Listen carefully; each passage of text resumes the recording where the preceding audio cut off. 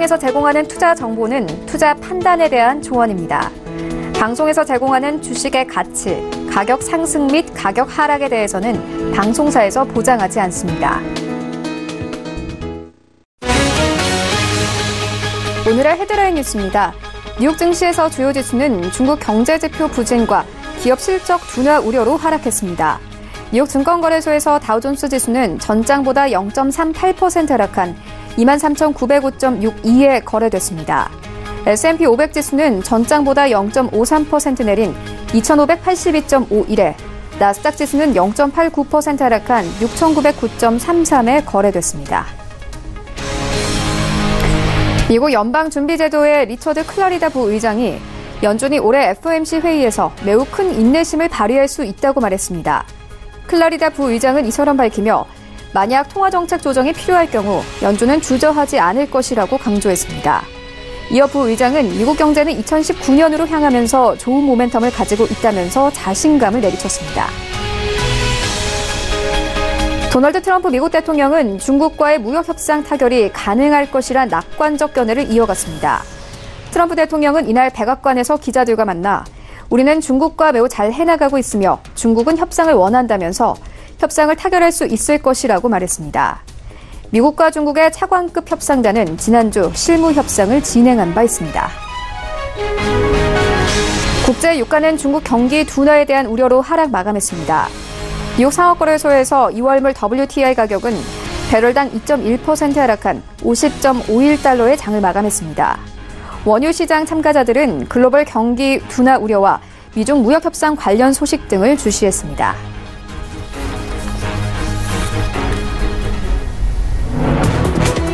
시청자 여러분 안녕하십니까? 출발 증시 와이드 1부 시작합니다. 최희훈입니다. 어제 우리 시장 코스피와 코스닥 양지수 모두 하락하면서 마감이 됐습니다. 코스피 같은 경우에는 2060선까지 내려오면서 마감이 됐고 코스닥은 680선에서 마감이 됐습니다. 어제 시장에서는 미국의 셧다운 장기화 우려와 함께 우리 경제에서 주요 산업에 대한 매출 전망이 급감하면서 시장 모두 하락세로 마감이 됐습니다. 특히나 반도체주들 일제 급락세 보였는데요.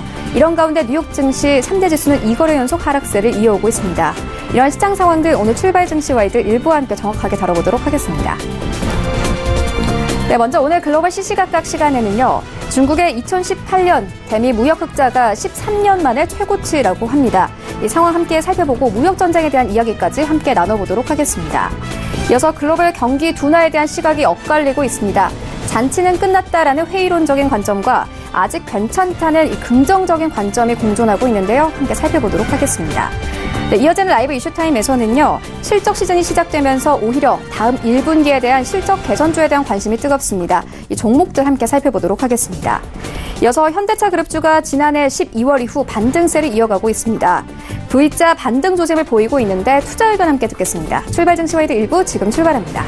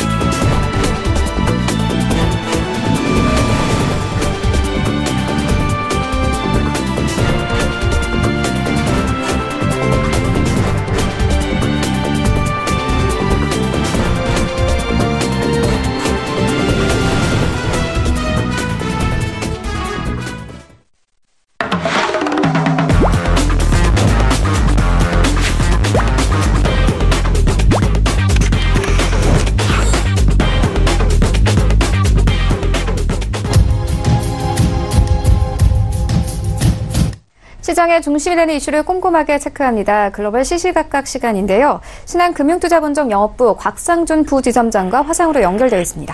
안녕하세요. 네, 안녕하세요. 곽상준입니다. 네, 먼저 시장 상황부터 짚고 가도록 하겠습니다. 뉴욕 증시 3대 지수 다시 한번 하락세 보였습니다. 지난 금요일에 이어서 2거래 연속 하락세 이어오고 있는데요. 좀 종목별로 살펴보니까 애플 그리고 아마존, 넷플릭스, 알파벳까지 모두 1% 정도의 하락세를 보였고 S&P 500이 기술 섹터 지수가 1% 가깝게 내렸습니다. 또 유가가 오늘 2% 넘게 내렸거든요. 이런 시장 상황들 조금 더 자세하게 짚어봐 주시죠.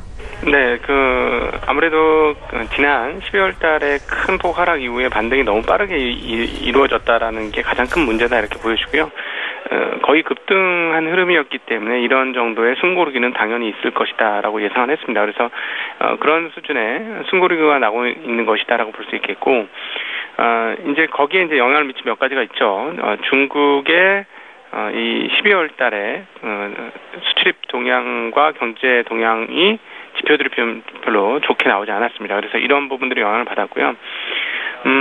지금 사실상 몇몇 미국의 기술 기업들은 중국에서 매출을 상당히 하고 있기 때문에 이런 중국 쪽에서의 지표 하락은 이런 기술주들의 하락을 이끌 수 있다라고 볼 수 있습니다. 사실은 그 중에서 가장 걱정이 되는 종목을 하나 꼽자면 애플인데요. 애플이 최근에 이제 보면 한국에서는 그런 일을 별로 안 했는데 보상 판매를 하면서 가격을 낮추기 시작했고요. 일본에서는 신형 아이폰 XX 등의 가격이 굉장히 큰 폭으로 애플 홈페이지에서 떨어지고 있습니다. 그러니까 그리고 또 중국에서도 몇몇 유통업자들이 가격을 상당폭 낮추는 그런 발표들이 나타나고 있는데요. 물론 이거는 애플의 전략적 실패일 가능성은 높습니다. 가격을 너무 높게 설정했기 때문에 그로 인해서 매기가 과거와 같지 않았고 어쩔 수 없이 가격을 떨어뜨리는 상황이다. 물론 이제 가격을 떨어뜨렸을 때 판매 동향은 좀 확인은 해봐야 하는데요. 일단 기본적으로 중국에서의 휴대폰 판매량이 전년 대비 약 5% 정도 감소를 했습니다. 세계에서 가장 빠르게 성장하던 시장인 중국에서의 성장률 하락이 아닌 실질적인 판매량 감소가 이루어졌다는 것은 이런 디바이스를 만드는 회사들에게는 상당히 큰 부담이 될 것이다. 그렇기 때문에 애플은 앞으로 상당 부분 어려움을 겪을 수 있을 것이다. 두 가지 측면인데 중국 시장이 기조적으로 떨어지고 있다라는 점 등이 상당히 큰 역할을 할 것이다라고 보여지고요. 이런 측면에서 중국의 경기 악화도 분명히 영향을 받는 상황이고, 또 하나는 사실 이 부분이 이제 애플과 관련해서 가장 우려가 되는 부분인데요. 중국은 미국과 다르게 미국 사람들이 중국에 대해서 잘 모르는 개념들이 있는데, 미국은 개인이 중요하고 자유주의 국가이고 자유를 중요하게 여기죠. 물론 그 중에서는 자본의 자유를 가장 귀하게 여기긴 합니다만, 어찌되었건 자유를 중요하게 여기는 국가고, 중국은 어떤 나라죠? 유교의 발원지고 그 장구한 역사 동안에 유교적인 그런 개념이 상당히 강합니다.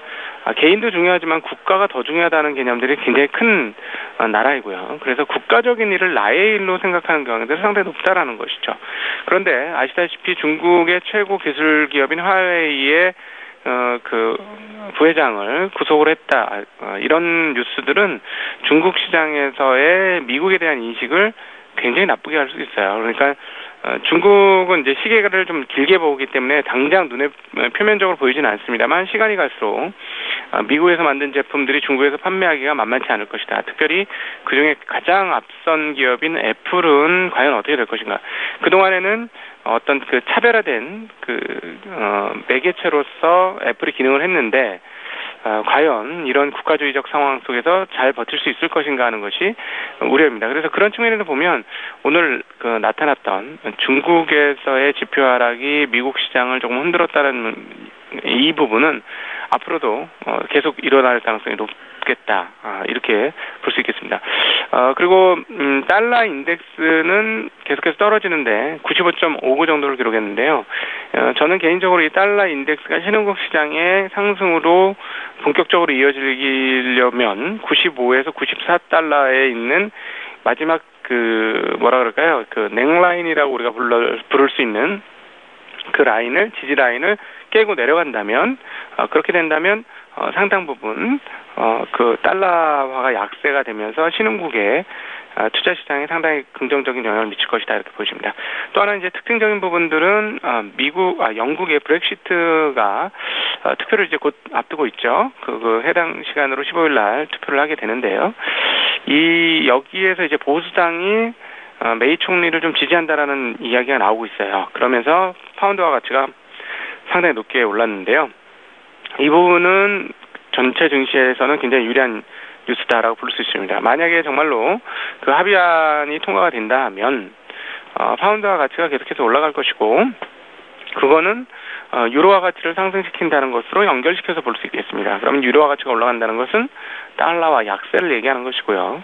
달러와 약세가 그렇다면 넥라인을 깨고 내려간다면 신흥국 증시에서는 상당히 유리한 국면들이 펼쳐질 수 있다는 측면에서 이 부분은 저희가 좀 내일과 모레 이틀을 통해서 관심 있게 지켜봐야 될 대목 아니냐 이렇게 보여집니다. 어찌되었거나 너무 이렇게 부담 가질 정도는 아니고 자연스러운 하락이다라고 보시는 게 어제는 맞을 것 같습니다. 그리고 금값은 소폭 상승했고 유가는 소폭 떨어지는 그런 흐름들 보여주었습니다. 네, 숨고르기 장세였다 이렇게 조금 볼 수 있을 것 같고요. 이어서 중국 이야기 조금 더 이어나가 보도록 하겠습니다. 중국의 전체 무역 흑자가 5년 만에 최저수치지만은 대미 흑자는 오히려 17% 늘었습니다. 13년 만에 최대치를 기록한 것이라고 집계가 되고 있는데, 이렇게 되면 이제 중국과 미국의 무역 전쟁에 좀 판도가 바뀔 것 같습니다. 중국 측에서는 오히려 무역 전쟁을 풀어가기 부담스러운 상황이 됐고, 또 미국 측에서는 이번 수치를 통해서 불공정한 무역 관행 주장에 좀 힘을 실을 수 있을 것 같은데, 부지점장님께서는 어떻게 보십니까? 네, 지금 말씀하신 대로 연간 기준 베이스로 보면은 그렇습니다. 연간 기준으로 보면은, 야, 니네들 이렇게 돈 많이 벌면서 우리한테 이렇게 할 수 있어? 우리 요거 다 들어주고, 우리 물건 더 팔아주고, 이렇게 얘기가 나오겠죠.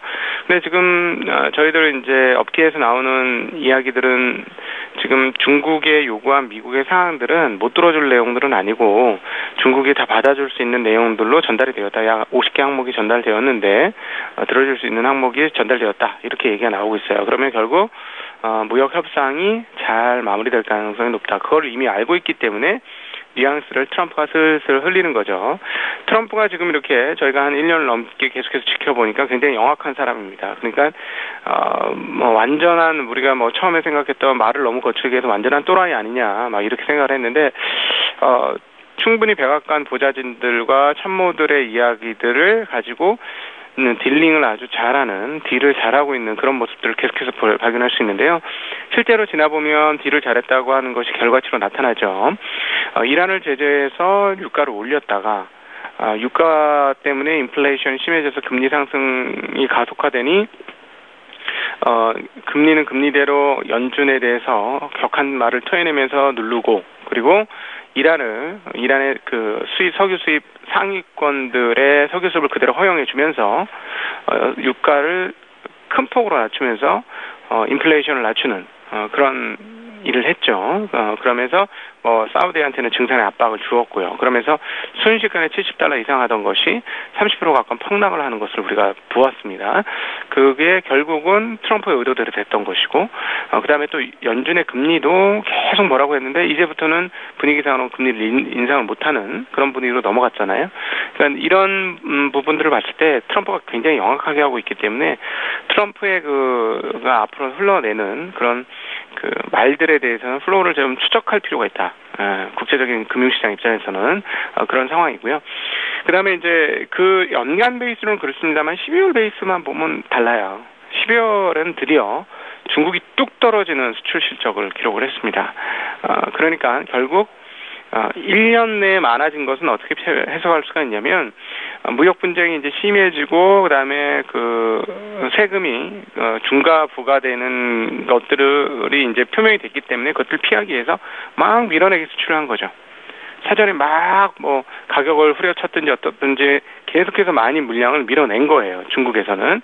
왜냐하면 만약에 이게 정말로 수입 관세가 올라가서 단가가 올라간다면 판매가 못해서 재고로 떠안게 되면 그 제조업체들은 다 자빠질 수도 있잖아요. 그러니까 충분히 그게 보였던 상황이기 때문에 그런 것들을 다 밀어내기 수출을 했다라고 볼 수 있겠고, 실제로 3분기, 4분기의 흐름은 계속 그런 것들이 잡혔습니다. 왜냐하면 3분기, 4분기 때 갑자기 수출이 막 늘어났거든요. 그래서 그런 부분으로 연간 베이스에서는 보았기 때문에 그런 흐름이 나왔지만 12월 달에 드디어 우려하던 수준의 큰 폭의 하락이 지금 나타나고 있습니다. 중국 수출입 동향들이 굉장히 큰 폭으로 떨어지는 양상을 보여주었고요. 그렇기 때문에 중국 시장이 사실은 지금 대단히 많은 부양책이 나오고 있는 상황이고요. 그다음에 이제 전인대 3월 달에 시작하죠. 이에 앞서서 또 부양책이 나올 수 있습니다. 아시다시피 지금 중국 같은 경우는 지급 준비율을 100bp 인하를 했음에도 불구하고 장이 별로 많이 안 올랐어요. 그러니까 경기가 나쁜 것에 대한 대응들이 지금 나타나고 있다라는 것이고 추가적인 대응들이 아마 전인대 앞에 또 나타나지 않겠느냐. 계속해서 돈을 풀지 않겠느냐. 이렇게 여겨지는 그런 상황입니다. 그렇기 때문에 장기적으로 보면은 중국이 경제가 완전히 체력이 회복되지 않고 정상화되지 않은 상황에서 부양책을 했고 또 부양책을 하고 이렇게 되니까 어떤 문제가 생기냐면 망해야 될 기업들이 안 망하고 한계 기업들이 계속 끌고 가는 상황이라서 중국의 한계 기업들의 부채 문제가 굉장히 심각해진 상황들이 해결이 안 되고 계속 지속이 되고 있는 거예요. 그러면 이제 이렇게 부양책이 되고 뭐 예를 들어 실질 금리가 낮아지고 이렇게 되면 한계 기업들이 자빠질 상황에서 안 자빠지고 버티겠죠. 그러니까 중국 당국에서 그것들을 얼마나 잘 구조조정을 해 나가느냐 여부에 따라서 향후의 위기가 엄청나게 커질 거냐 안 커질 것이냐가 지금 그 씨앗들이 계속해서 자라고 있는 과정이다. 이렇게 보시면 되겠고요. 말씀하셨던 대로 미국은 연간 베이스로 중국을 압박할 겁니다. 수출입 동향을 가지고. 그럼에도 불구하고 실제로 12월 이후로 떨어지는 이 흐름들을 보건데 그 압박에 대한 방어 수단으로 또 중국은 그런 식으로 사용할 것으로 보여지고 실제로는 계속해서 다운되는 것이 12월 달부터 본격화되기 시작한 것이다. 이것들을 어떻게 막을 것이냐가 주식시장 입장에서는 더 중요하게 작용되지 않겠느냐 이렇게 보고 있습니다. 네, 알겠습니다. 방금 중국의 경기 둔화에 대해서 이야기를 해주셨는데 이런 글로벌 경기 둔화 우려를 두고 전문가들 감론 의박이 이어지고 있습니다. 역대급 쇼크를 우려하면서 잔치는 끝났다 이런 회의적인 관점이 있는 반면에 또 지나친 우려는 할 필요 없다며 아직 괜찮다 이런 반박도 나오고 있는 상황입니다. 각 두 의견의 내용과 그리고 또 부지점장님의 개인적인 의견도 좀 궁금합니다. 네, 작년도하고는 지금 정반대의 상황들이에요. 지금 전문가들의 일부는 굉장히 좀 나쁠 것이다. 아무래도 이제 그 베어리언들은 계속해서 그렇게 얘기하죠. 그러니까 뭐 로비니 교수나 이런 사람들은 굉장히 위험하다. 지금 뭐 큰 침체에 빠질 수 있다. 그런 얘기를 하고 있고, 그런 아니다. 지금 아직도 건전하다. 뭐 이런 얘기를 하는 사람도 있습니다. 둘 다 맞는 얘기라고 생각을 하고요. 분명히 꺾이는 것들은 나오고 있고, 그러니까 연준이 저렇게 금리를 잘 못 올린다고 한 거고, 자넨 옐런 같은 경우는 이번에 금리를 올린 게 당분간의 금리를 올린 끝이다라고까지 얘기하지 않습니까? 그러니까 경기가 지금 꺾여지는 것은 분명히 나타나고 있어요. 그럼에도 불구하고 첨단 기술주들이 그 주가를 과도하게 많이 올린 부분도 있습니다만 그것이 그냥 단순히 버블이냐? 그건 아닌 것 같다. 아마존의 주가는 과거에 그 기술주들이 가졌던 버블하고는 성격이 좀 다른 것이 실적을 정말 땡겨가면서 대신에 다른 기업들을 잡아먹는 거죠. 유명한 백화점들이 자빠지잖아요. 아마존 때문에. 그러니까 결국 그렇게 모든 걸 다 흡수해가면서 점점 큰 공룡으로 변해가고 있는 그런 모습이기 때문에 이런 경기가 실제로 나쁘냐 그런 것 같지는 않다라고 보여집니다. 그런데 우리가 여기서 시장 입장에서 꼭 봐야 될 재미난 포인트가 있어요. 뭐냐면 작년과 한번 비교해 보시라는 거예요. 작년과. 지금은 작년과 제가 봤을 때는 정반대의 상황이다. 이렇게 볼 수 있습니다.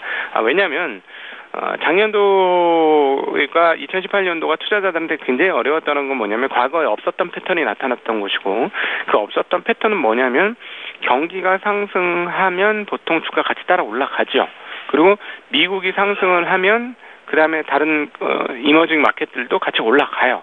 근데 이게 깨진 해였습니다. 좀처럼 보기 힘든 해였는데요. 왜 그랬냐는 거죠. 왜 그랬냐. 작년도 신물 좋았어요. 최소한 3분기까지. 그러면 작년 이맘때 전망할 때 올해 경기 나쁘다라고 하겠습니까? 3분기까지 기업 실적들이 계속 올라가는데 당연히 작년 이맘때 때는 기업들 실적이 올라갈 거고요. 그러니까 주가가 올라갈 겁니다. 라고 예상을 하죠. 그래서 딱 2월 달까지만 그게 맞았어요. 2월 초반까지. 그 이후로 잘 흘러내리면서 최악의 한 해를 맞았던 게 2018년인데요. 왜 그랬냐. 왜? 실물은 그랬는데 그 뒷면에 금융이 달랐죠. 금융이 긴축을 했죠. 그전부터 긴축을 했고 지금 1월 달까지는 계속 긍정론이 많았습니다만은 1월 말 되면서 어떻게 되냐면 와 얘네들 계속 올리네 진짜. 금리 정말 4번 올릴 것 같으네. 이렇게 된 거죠. 미국 연준이 정말 4번 금리 올릴 거야. 쟤네 의외로 되게 강경해. 이렇게 된 거죠.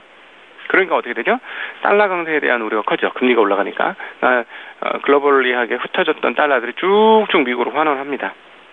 미국 경기 좋았고 달러 같이 올라갈 거니까 그러니까 어떻게 돼요? 신흥국이 박살이 났죠. 실물이 올라오는데 박살 난 거예요. 그러면서 미국 시장만 계속 올라가다가 작년 연말에 4번 금리를 올렸는데 아니 19년에 2번을 더 올린다고? 아니 3번을 더 올린다고? 이러니까 우리 그 정도 체력은 안 돼 하고 미국 시장 폭락한 거 아닙니까? 12월 달에. 네, 그런 상황이었는데 미국 시장이 폭락하면서 상황이 정반대로 바뀐 거예요. 미국이 정말 체력이 좋은 줄 알았더니 금리를 2.25% 정도를 쭉 올리고 나니까 못 견디는 상황으로 갔다라는 것이죠. 그걸 보여준 거예요. 자, 그러면 이제 어떻게 되냐? 실물도 꺾이는 게 보였어요. 금리 이렇게 1년 내에 올리면서 실물이 꺾이는 게 보였습니다. 이제 지금은 뭐냐? 실물은 꺾여 나가는 게 보여요. 2분기, 3분기 실물이 꺾일 것 같습니다. 분위기가. 그러면 금융은 어떠냐? 반대예요. 금융은 쭉쭉쭉 쪼아대는 긴축에서부터 그냥 냅두는, 이제 더 이상 긴축 안 하는, 혹시나 완화를 할 수도 있는 분위기. 그리고 실제로 이머징 마켓인 중국 같은 데는 완화를 하는 그런 흐름입니다. 자, 그러면 어떻게 될까요? 실물 경기가 나쁘다고 주가 떨어질까요? 작년에 실물 좋았는데 주가 떨어졌어요. 반대죠. 실물이 떨어졌는데 금융이 풀어주는 상황이기 때문에 이게 올라갈 수도 있다는 것이죠. 그래서 계속해서 말씀드렸듯이 중요한 포인트가 달러가 어떻게 될 것이냐. 그래서 내일 브렉시트가 어떻게 될 것이고 유로화가 달러 대비 어떻게 될 것이냐라는 얘기를 계속 드리는 이유가 그 부분이 되게 중요할 것이라는 거죠. 그래서 달러가 약세가 되고 유로가 강세가 되어지고 그리고 금리도 떨어져 있잖아요. 금리가 10년물 금리가 그렇게 떨어졌다는 건 지난번에도 말씀드렸습니다만 단기 금리하고 거의 붙어버리는 이 상황들은 정말 웃기는 상황인데 단기물이 못 오른다는 것을 증명하는 상황 아니겠느냐라고 보여지는 거죠. 그래서 올해는 경기가 안 좋기 때문에 사람들 시간 굉장히 안 좋을 거예요, 지금 주식시장에. 근데 의외로 작년하고 거꾸로 된 상황이 나올 수도 있다라는 점은 시나리오로 짜놓고 있으셔야 된다는 얘기입니다. 무슨 말이냐면 작년들은 너무 경기가 좋으니까 사람들이 와 했어요. 근데 금융이 꺾이면서 다 죽었거든요. 근데 이번에는 아무도 관심이 없습니다만 반대로 금융이 풀어지면서 회복이 될 수 있다는 점은 기억하셔야 될 것 같습니다. 네, 알겠습니다. 지금까지 3가지 이슈 함께 짚고 왔습니다. 지금까지 신한금융투자본정 영업부 곽상준 부지점장과 함께했습니다. 고맙습니다. 네, 감사합니다.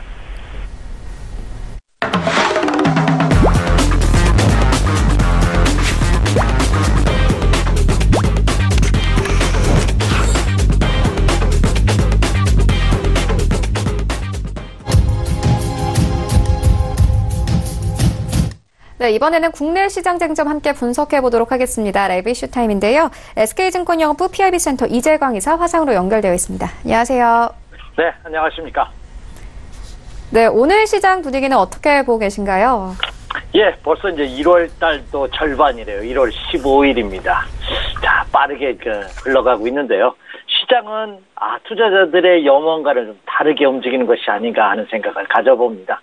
자, 주시장은 제가 이 시간을 통해서도 여러 차례 강조해드렸습니다만 관성의 법칙이라는 것이 있어가지고 어느 한쪽 방향으로 방향을 틀면 다시 그 방향이 바뀌기까지는 상당한 시간과 노력이 필요하다는 말씀 드렸습니다.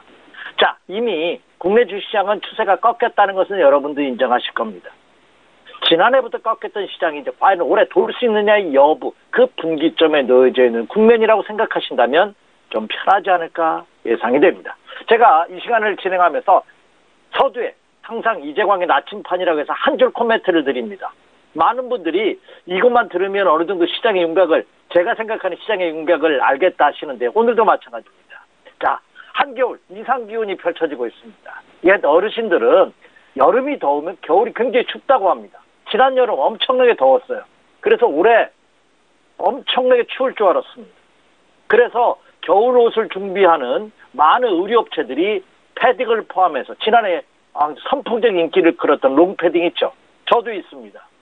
그 패딩을 포함해서 겨울 의류를 잔뜩 준비를 했는데 안 팔린다고 합니다. 왜? 생각보다는 덜 춥다는 얘기죠. 자, 제가 산을 좋아하기 때문에 주말만 되면 산에를 갑니다. 한라산도 가봤고요. 태백산도 가봤는데요. 연초에 눈이 없어요. 춥지가 않습니다. 자, 그렇다고 해서 지금 이 겨울 날씨가 겨울답지 않은 날씨라고 해서 이제 봄이 왔구나 이렇게 생각하시는 분은 없을 겁니다. 여전히 아직은 봄이라고 생각하기에는 이런 시기가 아닌가. 뭔가 꽃샘 추위 같은 추위가 한번 남아있을 듯한 그런 모습을 보여주고 있다. 여러분도 그렇게 느끼실 겁니다. 시장도 저는 그렇죠. 아직은 최악의 국면은 벗어났지만 여기서 급락의 가능성, 만약에 투매가 발생한다면 그것은 매수로 대응하는 게 더 좋지만 상승 전환하기까지는 조금 더 체크해야 될 사항이 남아있다. 이렇게 말씀을 드립니다. 네, 알겠습니다. 이어서 종목 이야기 조금 해보도록 하겠습니다. 최근 4분기 실적 시즌이 시작됐습니다. 삼성전자를 시작으로 이 실적에 대한 조금 우려가 계속 나오고 있는 상황에서 오히려 2019년의 1분기 이 실적이 개선될 수 있는 종목에 대한 관심이 뜨겁습니다. 어떤 종목들이 있을까요? 네. 애플 쇼크, 삼성전자 쇼크, 그러니까 반도체를 포함한 IT 기업들의 전 세계적인 쇼크가 계속해서 나올 가능성이 높습니다. 자, 미국도 오늘 시티그룹이 실적이 발표가 됐죠. 시티그룹 실적을 필두로 해서 계속해서 어닝 시즌이 시작이 됩니다. 국내도 이미 시작이 됐죠. 삼성전자가 어닝 쇼크 수준의 실적을 발표한 이후에 기업들의 실적 악화 우려감, 글로벌 경기 침체에 대한 우려감이 계속해서 증시를 억누르고 있는 그런 모습을 보여주고 있습니다. 자, 그런데 이 와중에 지난 4분기를 고점으로 해서 모든 기업들이 실적의 하향 추세로 이어지는데 1분기, 2분기, 올해 들어서 실적 호전이 예상되는 턴어라운드 관련주에 모든 관심이 집중되고 있습니다. 자, 4분기 실적 전망이 실적 악화 기업들이 속출하고 있는 가운데, 그렇죠? 그로 인해서 투자 심리가 크게 위축되고 있는데, 자, 지난 4분기 정점에서 꺾어진 것이 아니라 오히려 올 1, 4분기에 지난해보다도 더 실적이 개선될 것으로 예상되는 종목군들이 시장의 주도주가 되지 않을까 하는 분석 자료들이 나오고 있습니다. 지난 4분기 코스피 시장의 매출을 기준으로 본다면요. 매출이 459억 원이었다고 합니다. 459조 8천억 원. 근데 1분기가 438조, 2분기가 446조. 이렇게 계속해서 오히려 조금 주춤거리는 그런 모습을 보여주고 있다는 겁니다. 이런 시장의 컨센서스 속에서도 실적 턴어라운드 관련주들이 기대가 되는 종목군들이 있는 그런 모습입니다. 따라서 투자자분들께서도 이들 종목군들의 관심을 가져볼 필요가 있지 않나 생각이 됩니다. 다만 여기서 하나 주의할 것이 있습니다. 나무를 보기 전에 먼저 숲을 보라는 말씀을 제가 너무나 많이 강조해드립니다. 시장이 좋으면요, 실적 좋은 종목들, 실적 호전주들이 먼저 장을 이끌지만 실적이 다소 부진한다 하더라도 경기가 워낙 좋으니까, 투자 심리가 좋으니까 이들 종목군들도 개선될 것이라는 기대감으로 같이 상승을 합니다. 그런데 추세가 꺾이는 경기 하향, 글로벌 경기의 약화 속에서는 아무리 실적 좋은 종목이라 할지라도 상승 탄력도가 제한될 수밖에 없습니다. 그 점을 꼭 염두에 두시기 바랍니다. 그러나 그 중에서도 그렇죠, 실적 호전이 예상되는 종목군들을 보면요, 코스피 시장에서는 LG 이노텍, 카카오, 삼성 엔지니어링, 삼성 SDI, KPX 케미칼, 삼성 전기 이런 종목군들이 부각되고 있는 그런 모습을 보여주고 있습니다. 자, 전기차와 수소차 관련주들, 그리고 일부 건설업체들, 그리고 전기전자 부품업체들 이런 종목군들이 실적 턴어라운드의 가능성이 있겠다 하는 리포트들이 계속해서 나오고 있고요. 코스닥 시장에서도 코스메카 코리아, YG 엔터테인먼트, 그리고 실리콘웍스, 연우 등이 관심권으로 대두되고 있는 그런 모습입니다. 이들 종목군들도 역시 엔터테인먼트 관련주들, 연예 관련들이 포함되어 있고 일부 올해 매출 증대가 예상되는 종목군들이 포진하고 있는 이런 모습을 보여주고 있습니다. 따라서 투자자분들께서 이 점을 명심하시기 바라고요. 제가 그리고 또 팁 하나 드리도록 하겠습니다. 시장이 안 좋을 때는요, 그죠? 시장이 안 좋을 때는 말씀드렸다시피 템포를 조절한다는 것뿐만 아니라 또 하나가 있습니다. 어떤 좋은 아무리 강력한 호재성 재료가 나온다 하더라도 그 종목을 그때 나오는 시점에서 바로 보지 마시고요. 일주일, 2주일 후에 한번 보실 필요가 있지 않나 생각이 됩니다. 주식투자 격언에도 뉴스에 사서, 루머에 사서 뉴스에 팔으라 하는 주식투자 격언이 있습니다. 이미 아무리 강력한 재료를 할지라도 발표가 된다면 심리적으로 한번 눌렸다 할 가능성이 크다는 점이죠. 그래서 지금 여러분의 제가 말씀드렸던 턴어라운드 관련주들도 지금 상승하고 있을 때 추격 매수하는 것보다는 매매해 놓으셨다가, 그렇죠, 아마 다음 주 정도에서 한번 관심을 가져보시는 것 또한 매매의 팁이 아닌가 이렇게 예상이 됩니다. 네, 알겠습니다. 이어서 종목 하나 더 짚고 가도록 하겠습니다. 현대차인데요. 현대차 같은 경우에는 작년 11월에는 9만 원 선까지 내려갔습니다. 하지만 12월부터 상승세를 시작을 해서 현재 이 V자 반등 조짐을 보이고 있습니다. 이 지배구조 개편 소식도 있었고 정부의 수소차 이 투자 확대 소식과 함께 좀 투자 심리가 확대되는 모습인데요. 현재는 조금 잠시 주춤한 모습이긴 합니다만 그래도 좀 더 살아날 수 있을까요? 네, 지난해 연말 글로벌 경기 침체, 그리고 국내 자동차 산업에 대한 업황 불황, 이런 것들이 겹치면서 말씀해 주신 바와 같이 현대차가 10만 원 선이 붕괴되고 9만 원이었습니다. 자, 호재성 재료도 우리 그 루머로 돌고 나서 시장에 돌 때는 상승하지만 그 공식적으로 발표되면 그 고점을 찍는다는 말씀드렸죠. 또 간다 하더라도 마찬가지가 아닌가 생각합니다. 아무리 악재라 하더라도 악재가 루머로 돌다가 악재가 재료가 발표되는 순간에 그것을 저점으로 해서 상승하는 종목들이 굉장히 많습니다. 이 자동차 관련주도 대표적인 것이 아닌가 생각이 됩니다. 중국 경기 침체, 그리고 미국 트럼프 행정부의 보호무역 강화로 인해서 국내 자동차 업체들이 엄청나게 안 좋을 것이다 하는 말들이 이구동성으로 나올 때, 그때가 결국 주가는 바닥이었지 않는 생각이 됩니다. 9만 원, 지난해 11월 말에 9만 원대까지 찍었던 현대차가 어제 종가가 12만 1,500원입니다. 12만, 거의 30% 가까이 급등하는 이 약세장 속에서 그런 기염을 토하고 있습니다. 자, 그런데 이 약세장 속에서 이렇게 이 현대차 그룹 관련주, 현대차뿐만 아니라 기아차도 마찬가지고 현대모비스, 글로비스, 이런 현대차 관련 그룹 관련주들이 일제히 동반 상승하는 모습은 의미가 있지 않나 하는 인식을 같이 하고 있고, 저도 그렇게 생각합니다.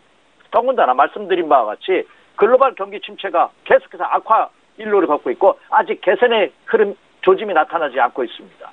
그런데 현대차 그룹이 지난해 저점 대비 30% 가까이 이렇게 급등했던 그 이유를 보니까 충분히 납득할 만한 이유가 있지 않나 하는 분석 자료들이 나오고 있습니다. 특히 지난해 연말부터 본격적인 지배구조 개편 작업을 해서 그것이 정착 단계에 들어와 있고요. 그리고 수소차 투자를 확대한다는 정 회장의 발표 이후에 세계적인 투자가로부터 러브콜을 받고 있다는 점입니다.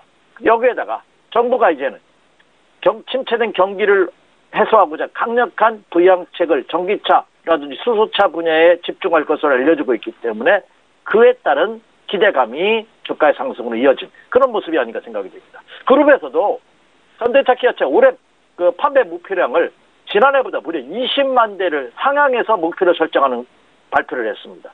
줄이는 것이 아니라 그만큼 자신이 있다는 거죠. 따라서 지난해 11월 말을 기점으로 해서 현대차는 12%, 기아차 12%, 모비스 10%, 글로비스가 9% 이상 크게 상승하는, 일부 현대차 같은 경우는 저점 대비 고점을 비교하면 30%까지 크게 상승하는 그런 모습을 보여주고 있다는 점입니다. 충분히 의미는 있습니다. 다만 현 시점에서 추가 상승 여부를 논할 때는 하나 체크해야 될 사항이 있습니다. 앞서서 모두에도 제가 언급해드린 바와 같이 시장이 전반적으로 안 좋습니다. 그래서 여기서 추가 상승을 하기 위해서는 뭔가 강력한 모멘텀이 또 필요합니다.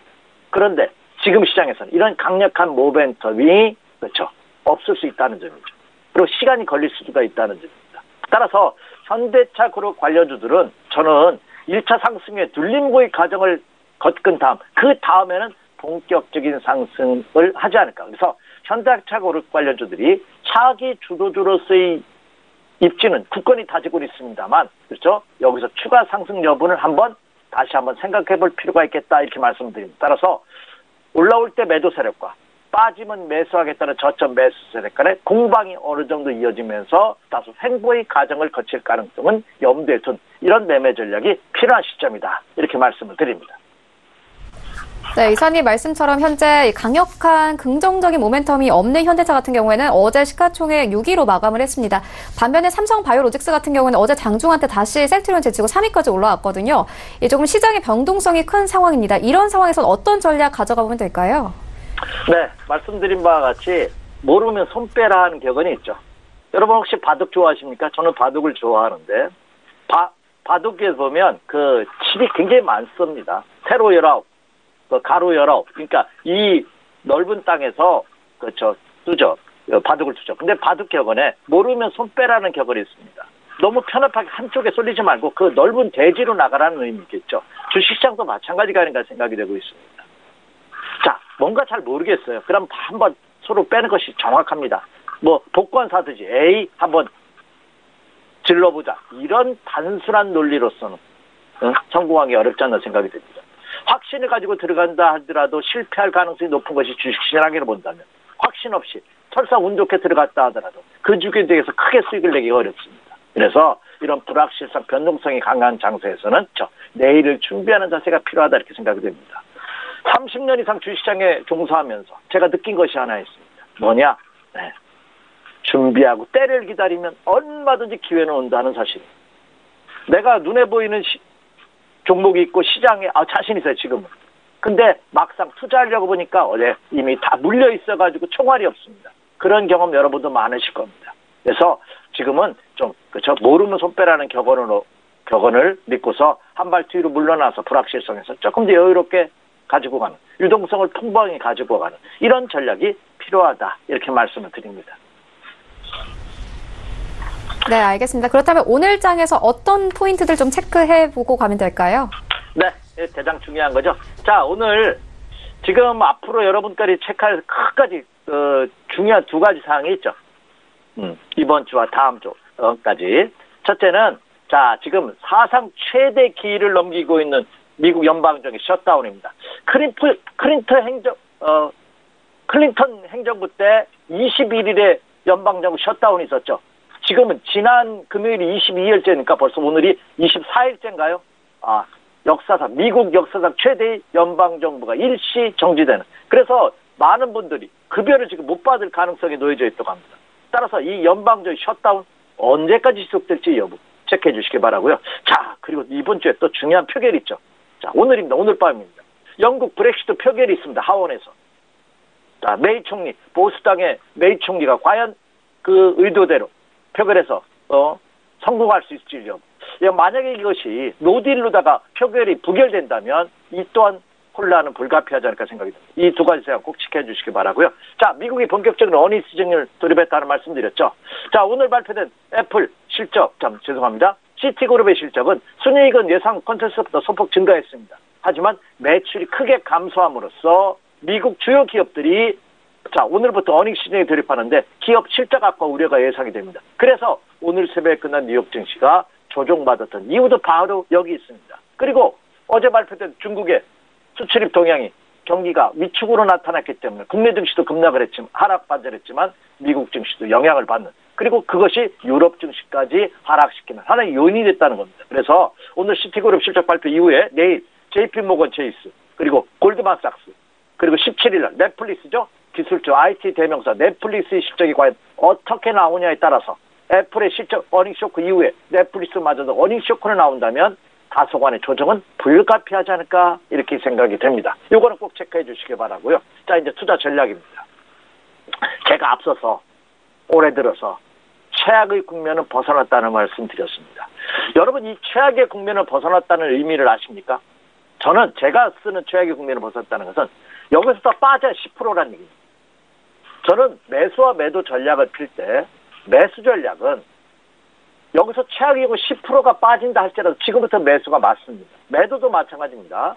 내가 목표했던 가격대보다 여기서 올라간다면 한 10% 정도 올라갈 거야. 그럼 지금부터 분할 매도가 맞습니다. 다만 매수와 매도 타이밍이 지금부터 하락 10%까지 하락할 건 없으니까 급락 시에는 하락을 하되 적극적인 매수가 뭐냐면 기간이 얼마나 걸릴지는 아직 알 수가 없기 때문에 그렇습니다. 그래서 최악의 상태는 벗어났기 때문에 급락은 매수를 대응해도 충분히 단기 매매도 수익을 날 수 있다. 하지만 역시 짧은 단기 매매 구간으로 가지고 가야 된다. 그래서 단기 매매 자신이 없으신 분이라면 역시 매매하지 않는 것이 정답이다 하는 점입니다. 그래서 유동성을 좀 풍부하게 가지고 가자 하자. 그리고 지금은 아직까지 반등의 시작이다. 상승 전환이 된 것이 아니다 하는 말씀 드렸습니다. 물론 최악의 국면이 벗어났다는 요인 중에 하나가 미국이 올해 들어서 금리를 인상하지 않을 수도 있다 하는 페드 의원들의 의견들이 나와있죠. 제가 여러 차례 강조해드렸습니다만 제임스 블러드, 세인트 루이스 총재라든지 로레타 헤스터 그리고 로버트 카플란 이런 연방은행 총재들이 금리 인상에 대해서 신중하게 접근해야 되는 의견을 강력하게 피력하고 있다는 점을 감안해 본다면 금리 인상으로 해서 주식시장의 악재는 그렇죠. 일단락된 그런 모습이다 이렇게 말씀을 드립니다. 그래서 결론적으로 지금은 아직까지 반등만이기 때문에 철저하게 조정을 이용한 매수 전략이 필요하겠고 그리고 종목도 좀 압축시키자는 겁니다. 제가 반등 국면에서 그나마 매수할 수 있는 종목을 한번 선정해 본다면 첫째, 대북, 대중국 관련주들 그리고 제약과 바이오주들 그리고 수소차와 전기차 같은 이 환경, 에너지 관련주들 이런 종목군들이 반등장에서 그나마 매수해볼 만한 종목이다 이렇게 말씀을 드립니다. 이상입니다. 네, 전략과 이슈까지 함께 짚고 왔습니다. 지금까지 SK증권 영업부 PIB센터 이재광 이사와 함께했습니다. 고맙습니다. 네, 감사합니다.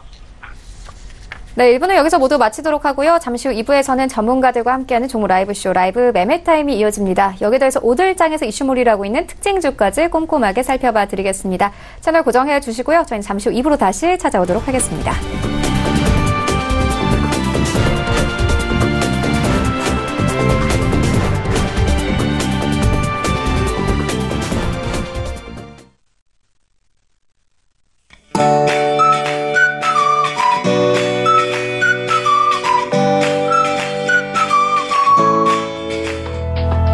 안녕하세요. K웨더 라이프스타일 여보 최엄입니다.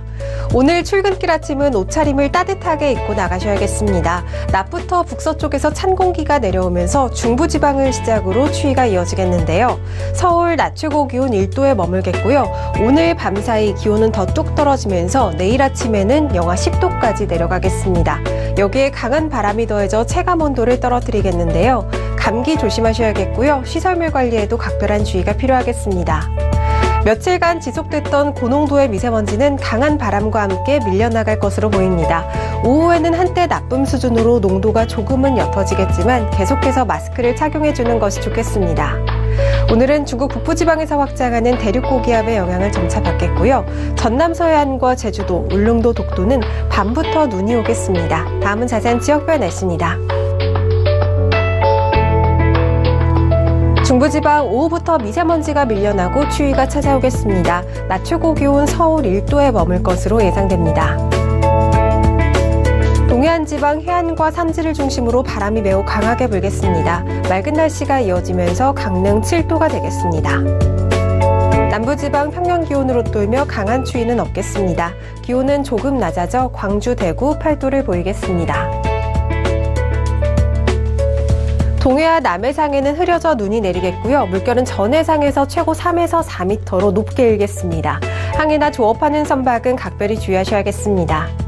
반짝 한파는 목요일부터 풀리겠고요. 당분간 구름만 다소 지나는 날씨가 이어질 전망입니다. 날씨였습니다.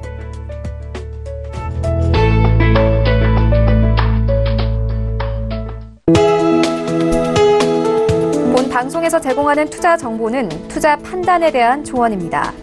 방송에서 제공하는 주식의 가치, 가격 상승 및 가격 하락에 대해서는 방송사에서 보장하지 않습니다.